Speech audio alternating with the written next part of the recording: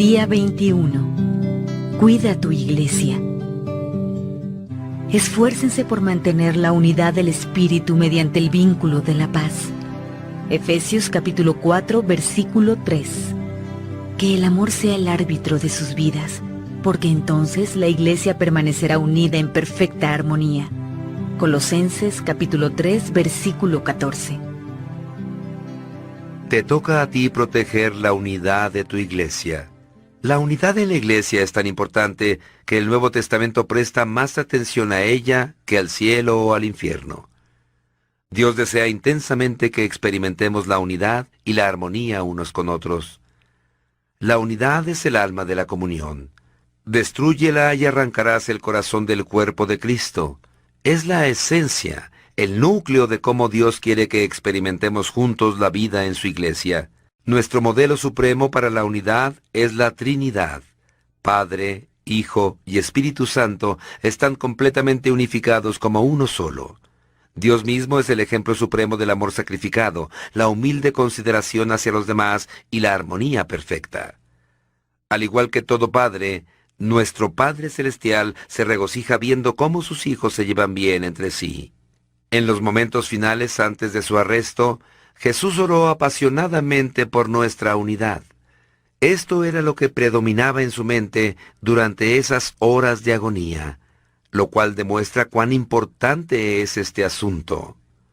Nada en la tierra es más valioso para Dios que su iglesia. Él pagó el precio más alto por ella y quiere que la protejamos sobre todo el daño devastador que causan la división, el conflicto y la falta de armonía. Si formas parte de la familia de Dios, es tu responsabilidad proteger la unidad en el lugar donde te congregas. Jesucristo te encomendó a hacer todo lo que esté a tu alcance para conservar la unidad, proteger la comunión y promover la armonía en la familia de su iglesia y entre todos los creyentes. La Biblia indica: esfuércense por mantener la unidad del Espíritu en el vínculo de la paz. ¿Cómo podemos hacerlo? La palabra de Dios nos da consejos prácticos. Enfoquémonos en lo que tenemos en común, no en las diferencias. Pablo nos dice: esforcémonos por promover todo lo que conduzca a la paz y a la mutua edificación. Como creyentes, compartimos un Señor, un cuerpo, un propósito, un Padre, un Espíritu, una esperanza, una fe, un bautismo y un amor. Compartimos la misma salvación, la misma vida y el mismo futuro. Factores mucho más relevantes que cualquier diferencia que podríamos enumerar. Estos son los asuntos en los que debemos enfocarnos, no en nuestras diferencias personales. Debemos recordar que fue Dios quien nos escogió para darnos personalidades, trasfondos, razas y preferencias diferentes, de modo que podamos valorar y disfrutar esas diferencias, no meramente tolerarlas. Dios quiere unidad, no uniformidad, y por causa de la unidad nunca debemos permitir que las diferencias nos dividan. Debemos permanecer concentrados en lo que más importa: aprender a amarnos como Cristo nos amó y cumplir los 5 propósitos de Dios para cada uno de nosotros y su iglesia. Por lo general, el conflicto es una señal de que nos estamos concentrando en otros asuntos menos importantes, lo que la Biblia llama discusiones necias. La división siempre surge cuando dirigimos la mirada hacia las personalidades, las preferencias, las interpretaciones, los estilos o los métodos. Pero si nos concentramos en amarnos y cumplir los propósitos de Dios, el resultado es la armonía.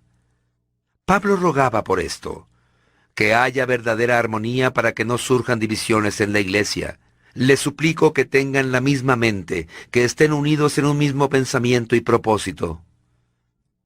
Sé realista con respecto a tus expectativas. En cuanto descubrimos cómo quiere Dios que sea la verdadera comunión, es fácil desanimarnos por la diferencia entre lo ideal y la realidad de nuestra iglesia. Sin embargo, debemos amar a la iglesia con pasión pese a sus imperfecciones. Anhelar lo ideal mientras criticamos lo real es señal de inmadurez. Por otro lado, Si uno se conforma con la realidad sin esforzarse por alcanzar lo ideal, es señal de complacencia. La madurez consiste en vivir con esta tensión. Habrá creyentes que sí te defraudarán y te decepcionarán, pero eso no es ninguna excusa para no tener comunión con ellos. Ellos son tu familia, aun cuando no actúen como tal, y simplemente no puedes abandonarlos. En cambio, Dios nos dice: tengan paciencia unos con otros, siendo indulgentes con las fallas de los demás por su amor. Las personas se desilusionan con la iglesia por muchas razones entendibles. La lista podría ser bastante larga. Conflictos, heridas, hipocresía, negligencia, mezquindad, legalismo y otros pecados. En lugar de asustarnos y sorprendernos, debemos recordar que la iglesia está formada por pecadores de carne y hueso, incluyéndonos a nosotros mismos. Nos lastimamos unos a otros, a veces en forma intencional y otras veces sin mala intención, porque somos pecadores. Pero en vez de abandonar la iglesia, necesitamos quedarnos para resolver el asunto si esto es de alguna manera posible. La reconciliación, no la evasión, es el camino a un carácter más fuerte y una comunión más profunda.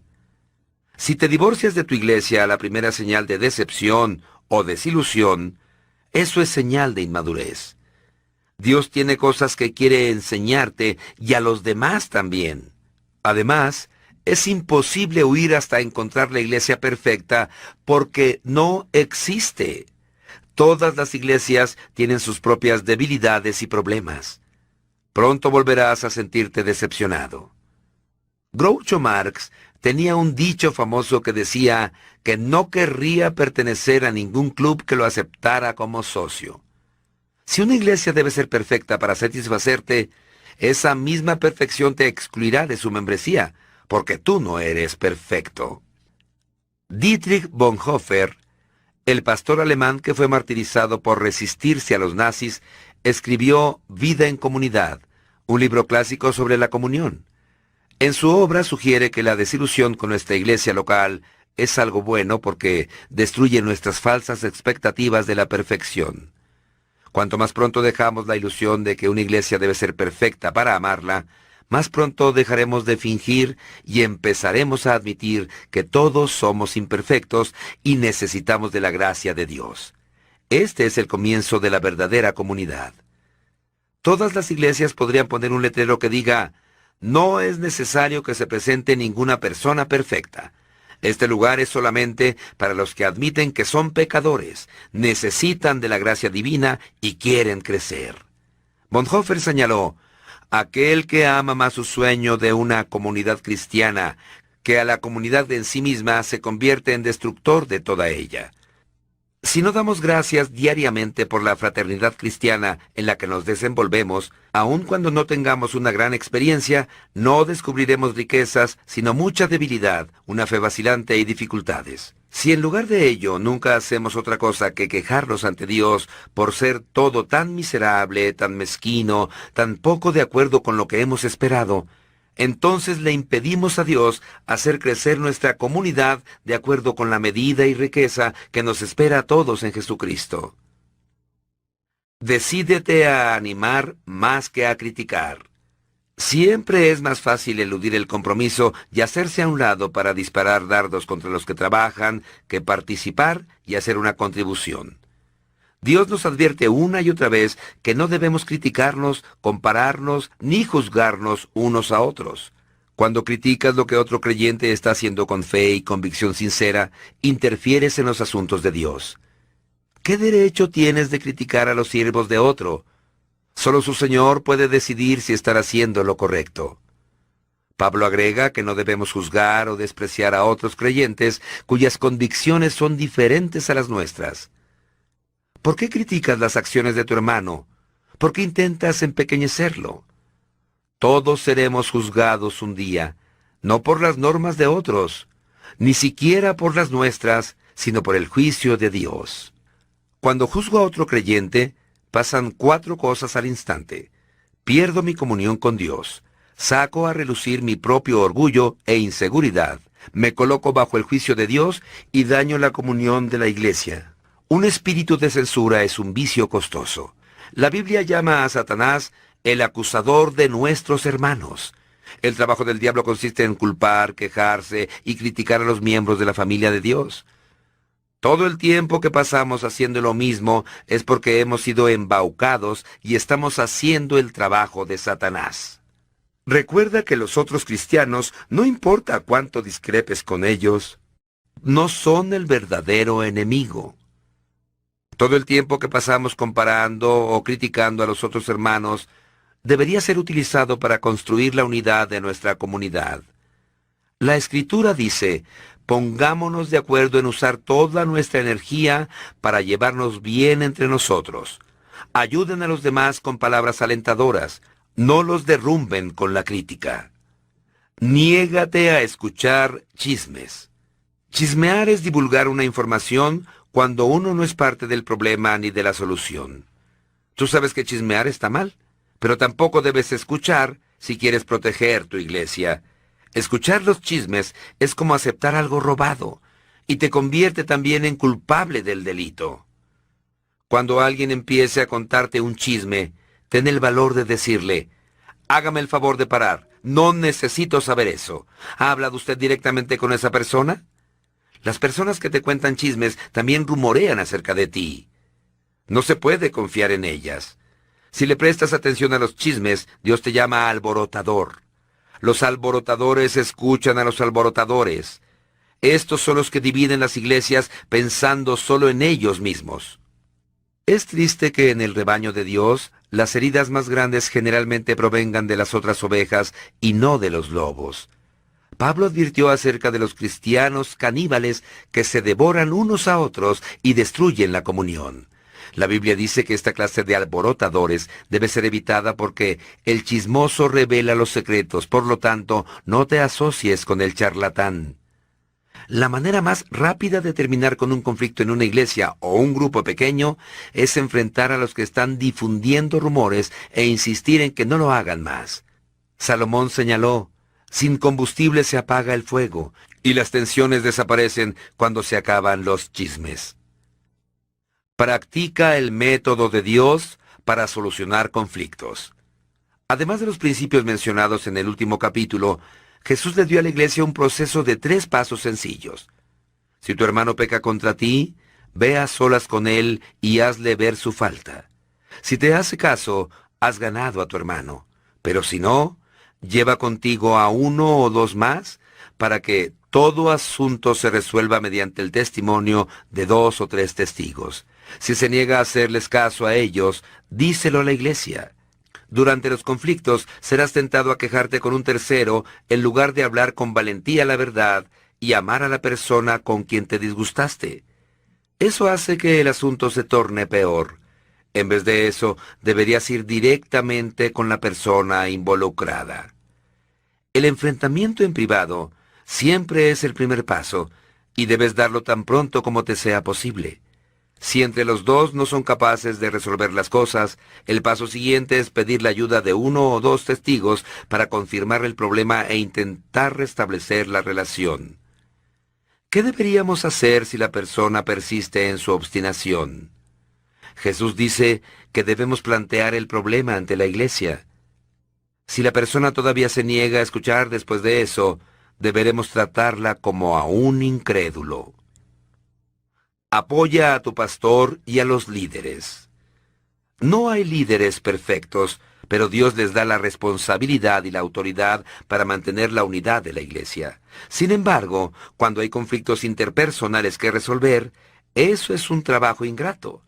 A menudo los pastores tienen la desagradable tarea de actuar como mediadores entre miembros heridos que tienen conflictos o son inmaduros. También tienen la tarea imposible de intentar que todos estén contentos, algo que ni siquiera Jesús pudo lograr. La Biblia es clara con respecto a la manera en que debemos relacionarnos con los que nos sirven. Respondan a sus líderes pastorales, escuchen su consejo. Ellos están alertas a la condición de sus vidas y obran bajo la supervisión estricta de Dios. Contribuyan al gozo de su liderazgo. Un día los pastores estarán delante de Dios y rendirán cuentas de cuán bien velaron por ti. Ellos cuidan de ustedes como quienes tienen que rendir cuentas. pero tú también eres responsable. Del mismo modo tendrás que rendirle cuentas a Dios por cuán bien los seguiste a ellos. La Biblia les da a los pastores instrucciones muy específicas con respecto a la manera en la que deben tratar a las personas que causan divisiones en la comunidad. Ellos deben evitar las discusiones, enseñar con delicadeza a los que se oponen mientras oran para que cambien, advertir a los contenciosos, rogar porque haya armonía y unidad, reprender a los que son irrespetuosos con los líderes y destituir a los que causan divisiones en la iglesia si hacen caso omiso de 2 amonestaciones. Protegemos la comunión cuando honramos a los que nos sirven por medio del liderazgo. Los pastores y los ancianos necesitan nuestras oraciones, estímulo, aprecio y amor. Se nos ordena: honren a los líderes que trabajan tanto por ustedes, que han recibido la responsabilidad de exhortarlos y guiarlos en la obediencia. Cólmenlos de aprecio y amor. Te desafío a aceptar tu responsabilidad de proteger y promover la unidad en tu iglesia. Pon todo tu esfuerzo para lograrlo y así agradarás a Dios. No siempre será fácil. A veces tendrás que hacer lo que es mejor para el cuerpo, no para ti mismo, dando muestras de tu preferencia por otros. Por eso Dios nos ha puesto en la familia de una iglesia, para aprender a no ser egoístas. En la comunidad aprendemos a decir nosotros en lugar de yo, y nuestro en vez de mío. Dios dice: no piensen solo en su propio bien, piensen en los otros cristianos y en lo que es mejor para ellos. Dios bendice a las congregaciones que están unidas. En la iglesia Saddleback, todos los miembros firman un pacto que incluye la promesa de proteger la unidad de nuestra congregación. Como resultado, nunca hemos tenido un conflicto que divida la comunión. Tan importante como lo anterior es el hecho de que, dado que es una comunidad fraternal y unida, muchas personas quieren ser parte de ella. En los últimos 7 años, la iglesia ha bautizado a más de 9,100 creyentes nuevos. Cuando Dios tiene un puñado de creyentes bebés que quiere dar a luz, busca la iglesia incubadora más cálida que pueda encontrar. ¿Qué estás haciendo particularmente para hacer que la familia de tu iglesia sea más cálida y fraternal? Hay muchas personas en tu comunidad en busca de amor y un hogar donde sean aceptadas. La verdad es que todos necesitamos y queremos que nos amen, y cuando las personas hallan una congregación donde los miembros se aman y se preocupan auténticamente los unos por los otros, habría que cerrar las puertas con llave para que no entren más. Día 21. Pensando en mi propósito. Punto de reflexión: es mi responsabilidad proteger la unidad de mi iglesia. Versículo para recordar: esforcémonos por promover todo lo que conduzca a la paz y a la mutua edificación. Romanos capítulo 14, versículo 19. Pregunta para considerar: ¿qué estoy haciendo particularmente para proteger la unidad de la familia de mi iglesia?